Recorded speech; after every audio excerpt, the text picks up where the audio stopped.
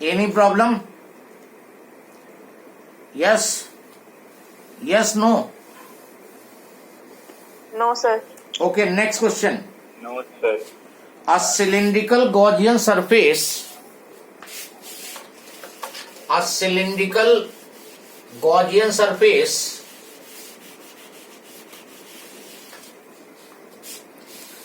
has its axis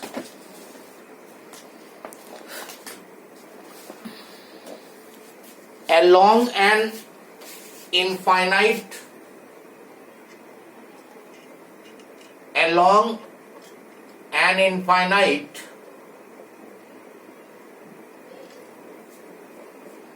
line of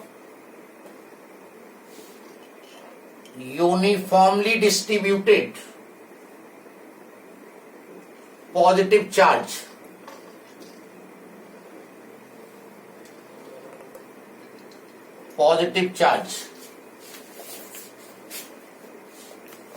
As given in the figure.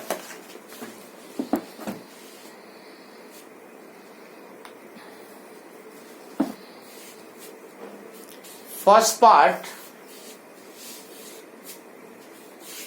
for which surface electric flux is zero. For which surface electric flux is zero.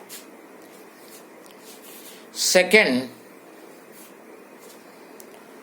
over which surface vector E is zero.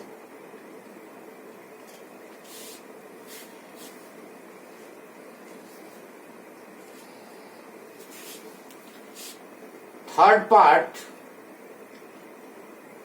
over which surface is this magnitude of electric field, इसको इस तरह लिखते हैं magnitude of electric field constant. And fourth part,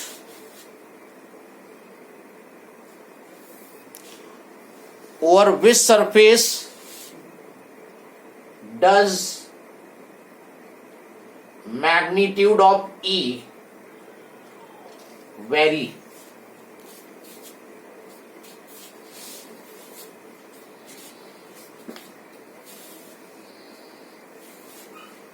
sir question की पहली line repeat कर दीजिएगा. A cylindrical Gaussian surface has its axis along an infinite बस सर, हाँ ठीक है. line of uniformly distributed charges.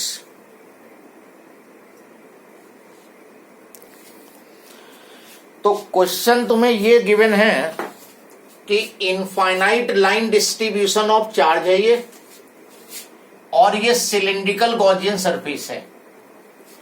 ये तुम्हारा यूनिफॉर्मली लाइन चार्ज डिस्ट्रीब्यूशन है और ये सिलिंड्रिकल गॉसियन सरफेस है. ये है सिचुएशन. पिछली बार हमने ऐसे डायग्राम बनाया था, इसमें ऐसे दिया हुआ है. वो कह रहा है कि किस सरफेस के लिए फ्लक्स जीरो होगा. सिलेंडर में कितने फेस होते हैं बताएगा कोई? सर 3 होते हैं वैसे. और कितने टाइप के होते हैं? 2 टाइप के. एक सर्कुलर फेस होते हैं और दूसरा सिलेंड्रिक वो कर्व सरफेस.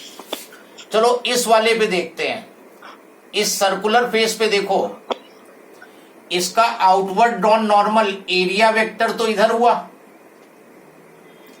और पॉजिटिव की electric field readily away, electric field इधर.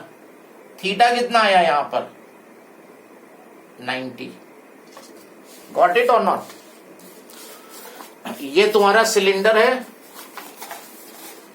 ये सिलेंडर है, इसका आउटवर्ड ड्रॉन नॉर्मल ये हुआ और इस लाइन चार्ज की इलेक्ट्रिक फील्ड इधर को हो गई, थीटा 90 हो गया. और थीटा 90 होते ही फ्लक्स का फॉर्मूला होता है EA cos theta. And for circular face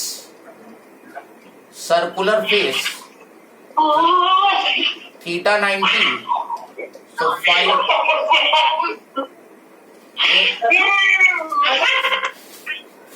microphone of कर दो जिसके घर में डिस्टरबेंस है ज्यादा।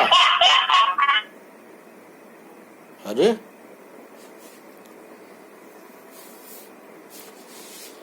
तो सर्कुलर फेस पे फ्लक्स 0 होगा। किसी को कंफ्यूजन हो बोलो, got it or not? Yes no? जवाब ठीक। ई कहां पर 0 होगा? ई की value 0। Electric field will be 0। बताओ अब इसी तरह बताओ सोच के।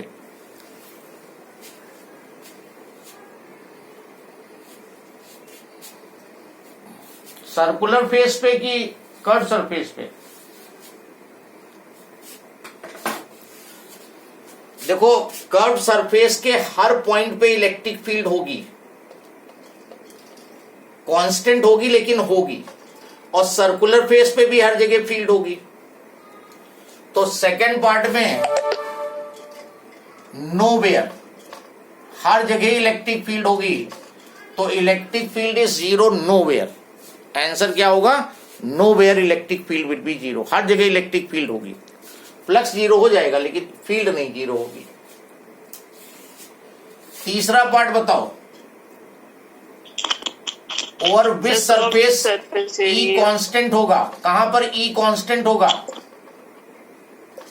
ये देखो, कर्व सरफेस का हर पॉइंट इक्वल डिस्टेंस पे है, तो एट कर्व सरफेस, सिलेंडर के कर्व सरफेस पे ई की वैल्यू हर जगह क्या होगी? कांस्टेंट होगी। कर्व सरफेस इक्वल डिस्टेंस पे है तो ई की वैल्यू वायर से इक्वल होगी। और ई वेरी कहां करेगी? सर्कुलर फेस पे।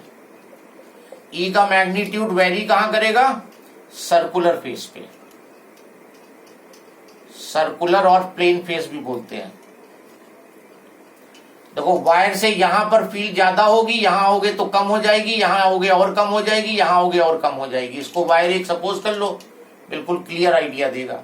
जितना वायर से दूर होते जाओगे ई की वैल्यू कम होती जाएगी, यहां ई की वैल्यू कम होती जाएगी।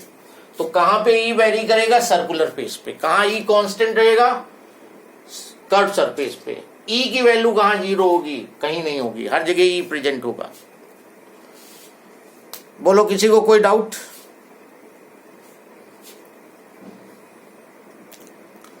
Any problem? No, sir.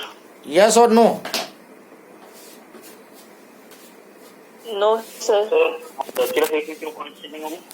क्या चीज?